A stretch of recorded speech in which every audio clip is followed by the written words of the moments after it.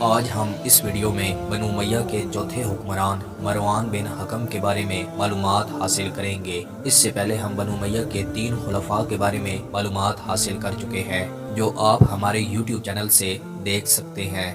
سب سے پہلے مروان بن حکم کے شجرہ نسب کو جاننے کی کوشش کریں گے۔ اس کا تعلق بنو امیہ کی دوسری شاخ بنی عاص سے تھا۔ امیہ کے بیٹے حرب تھے، حرب کے بیٹے ابو سفیان تھے۔ سیدنا ابو سفیان رضی اللہ تعالیٰ عنہ نے اسلام قبول کیا۔ ان کے بیٹے حضرت امیر معاویہ رضی اللہ تعالیٰ عنہ تھے۔ حضرت امیر معاویہ پہلے حکمران، دوسرا یزید اور تیسرا معاویہ بن یزید۔ اب بنی عاص کی طرف حکومت آ گئی کیونکہ معاویہ بن یزید کا کوئی بیٹا نہیں تھا۔ اب کیا ہوا کہ امیہ کے ایک بیٹے جن کا نام عاص تھا، عاص کے بیٹے حکم تھے اور حکم کے بیٹے مروان تھے۔ حکم نے فتح مکہ کے بعد اسلام قبول کیا۔ حضرت عثمان غنی رضی اللہ تعالیٰ عنہ نے حکم کے بیٹے مروان کو اپنا سیکٹری مقرر کیا۔ یہ نہایت ہی چلاک شخص تھا۔ سیدنا عثمان غنی رضی اللہ تعالیٰ عنہ اس پر بے حد اعتماد کرتے تھے اور اسی کے سپرد مہم تھی۔ شہادت عثمان غنی رضی اللہ تعالیٰ عنہ کے بعد یہ مدینہ چھوڑ کر بھاگ نکلا۔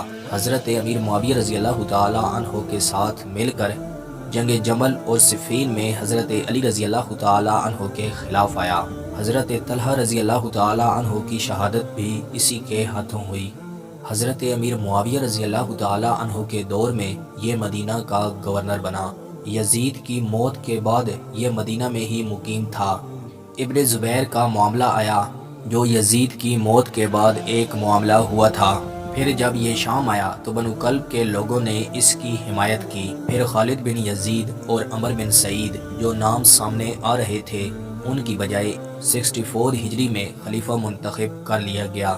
اب ابن زبیر کی حمایت میں کافی لوگ تھے۔ اس نے ان کو سیٹ پہ کیا اور ایک مستحکم حکومت کی بنیاد رکھی۔ شام پر اپنے قبضہ کو مستحکم کرنے کے بعد اس نے مصر کی طرف رخ کیا۔ مصر پر 2 طرف سے حملہ کیا گیا۔ ایک طرف سے عمر بن سعید حملہ آور ہوا اور دوسری طرف سے مروان بن حکم خود بڑھا۔ بعد میں مروان کے ہاتھوں پر بیعت کر لی گئی۔ اس طرح بغیر جنگ سے مصر بھی انڈر آ گیا۔